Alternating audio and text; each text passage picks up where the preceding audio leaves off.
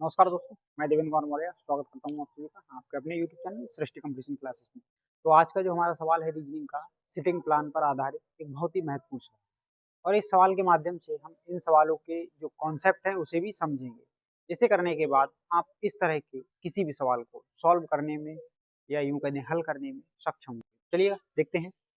देखिएगा, ये कह रहा है 7 मित्र EFGHI J और K एक वृत्ताकार मतलब गोल मेज पर केंद्र की ओर मुंह करके बैठे हैं। देखिएगा, सवाल में आपको मेनली ये पढ़ना है कि उनका जो मुंह है वह किधर है, केंद्र की ओर मुंह है, यानी उनकी जो दिशा है, यानी वो जो देख रहे हैं वह केंद्र की ओर मुंह करके बैठे हैं। F और I क्रमशः G के बाएं और दाएं हैं। बाएं और दाएं यानी दाएं का मतलब होता है राइट इंग्लिश में और बाएं का मतलब होता है लेफ्ट। H G के बाईं ओर है, जो H है वह G के बाईं ओर है, बाईं ओर से तीसरे स्थान पर है। E और I J के पड़ोसी हैं, जो E और I हैं वह J के पड़ोसी हैं। H के निकटतम दाएं कौन बैठा है, निकटतम का मतलब है बिल्कुल H के जस्ट दाएं कौन बैठा है।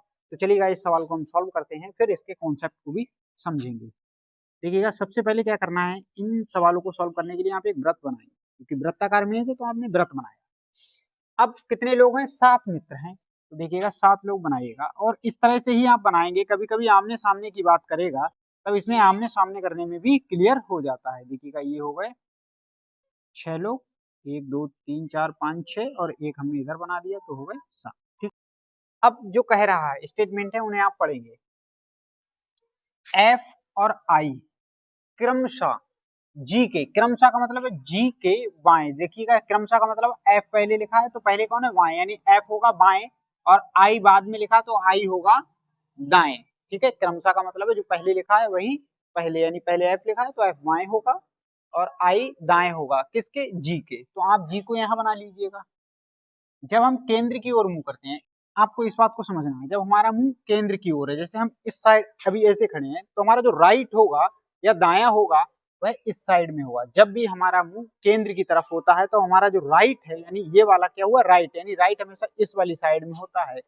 और जब भी हम केंद्र से या केंद्र की ओर नहीं बल्कि केंद्र से बाहर की ओर देख रहे होंगे, तब जो हमारा मुंह होगा, जब केंद्र की बाहर की ओर हमारा मुंह होगा तो हमारा जो राइट होगा वह ये होगा, यानी इधर वाली जो साइड होगी वह राइट होगी। कब, जब हम वृत्ताकार घेरे में बैठे हों लेकिन हम देख रहे हो बाहर की ओर, ना कि केंद्र की ओर। इस बात को आप ध्यान से समझेंगे।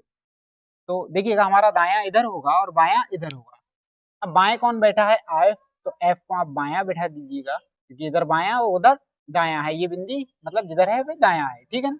तो इधर कौन बैठा है, दाएं बैठा है आई, तो आई आप लिख दीजिएगा। आप ये चीजें कंफर्म हो गई।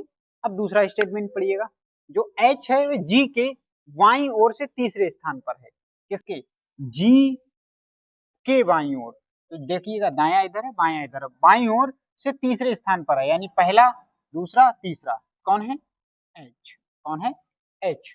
ठीक है ना, इतनी बात समझ गए आप। अब आगे से आगे देखिएगा, सवालों को पढ़िएगा।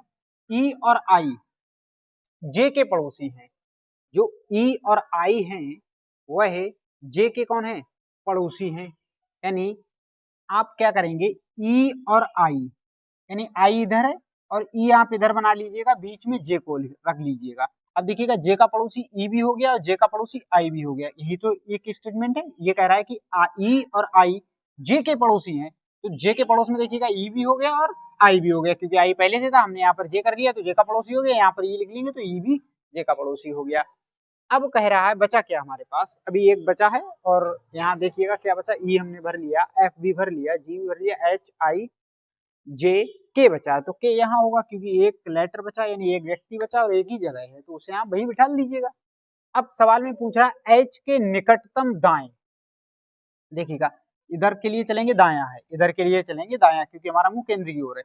तो इसका दायां ये होगा, इसका दायां ये होगा, इसका दायां ये होगा, इसका दायां ये होगा। एच का निकटतम दायां यानी बिल्कुल पड़ोस वाला दायां कौन है, के है। तो आंसर ए होगा। इस वाले क्वेश्चन का जो सही आंसर होगा वह ए होगा।